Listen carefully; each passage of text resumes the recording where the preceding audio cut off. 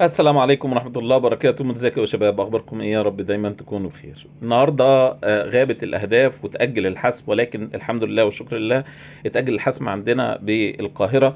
الحمد لله المباراة كانت انا بعتبرها ان هي مباراة تكتيكية من الدرجة الاولى من الفريقين، والفريقين احترموا بعض بشكل قوي جدا، لكن انا شفت النادي الاهلي عنده اصرار قوي جدا بان المباراة تخرج بالشكل اللي خرجت بيه ده. غير ان هو كمان حاول ان هو يخرج من بالمباراة بشكل 1-0 او كده، حاول يعمل مجموعة من الهجمات المرتدة اللي كانت فعلا لو كملت كده هتبقى خطيرة جدا. الحمد لله في فرصة تعتبر هي دي كانت الاخطر لفريق الترجي، وربنا كرم الحمد لله، والكرة اتلعبت بره او لعبها بدماغه المهاجم بره المرمى. ولكن الحمد لله انا شايف ان اللعيبه عندها اصرار قوي جدا. يمكن النهارده اتاثرنا بخروج علي معلول، لان علي معلول لعيب يعني زي ما بنقول كده ملك الحلول، عنده حلول كتيره جدا، وكان هيفيدنا كتير قوي في ان الكور تترفع من رجله بشكل مظبوط، انه يقدر يعمل لك هتاخد جوه خط ال 18 بشكل قوي جدا. لكن قدر الله ما شاء فعل. يمكن يكون الموضوع دوت هيبقى في مصر ان شاء الله. نتمنى ان شاء الله ان النادي الاهلي يكون على قد المسؤوليه في مصر، واعتقد ان شاء الله اللعيبه شكلها بيختلف تماما في البطولات الافريقيه في المباريات الحاسمه. النهارده انا كنت شايف اللعيبه كانت بتلعب بجديه جدا. محمد عبد المنعم بس انا قلقت منه، هو اتظلم، انا شايف ان هو اتظلم في الانذار الاولاني، لكن كان المفروض ان في انذار تاني كان ياخده، فانا شايف ان هو كده يعني كان في عدل، حاجه مكان حاجه.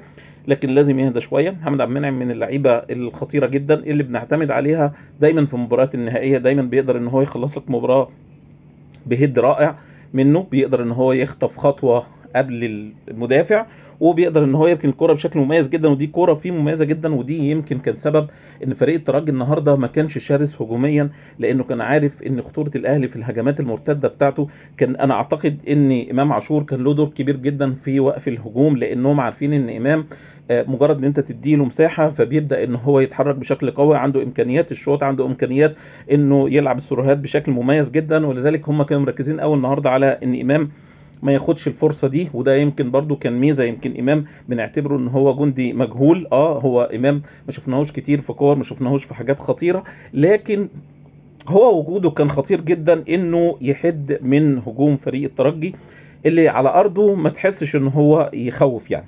طبعا هو فريق عمل انجازات داخل البطوله، يعني نتائجه كانت خطيره جدا، ويدل على انه معاه مدرب ذكي جدا، والمدرب ده بذكائه او حنكته وقدرته خاف من الاهلي بشكل او احترم الاهلي بشكل قوي جدا. عشان كده كان الهجوم بتاعه مش هجوم كاسح، يعني زي ما نقول كده هجوم كاسح عشان يهجم عشان يكسب، عشان الكلام ده انه عارف ان ردود فعل الاهلي ممكن تكون قويه جدا، وعارف ان الهدف على ارضه خطر. يعني هو فكره ان هو يخرج ب0-0 دي احسن له 100 مره من انه يخرج ب2-1، احسن له 100 مره من انه يخرج ب3-2 او حتى 3-1. بالنسبه له 0-0 افضل.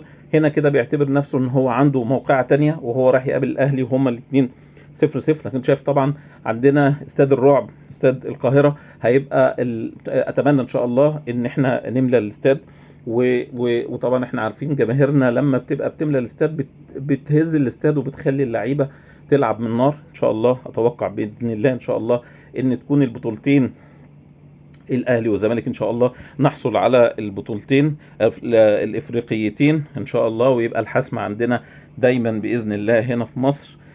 ده كان ملخص سريع للمباراة، والحمد لله 0-0 دي نتيجة كويسة جدا، انا بعتبرها انها شبه فوز. عندنا المباراة التانية هتبقى موجودة في مصر، نتمنى ان شاء الله ان احنا نحسمها.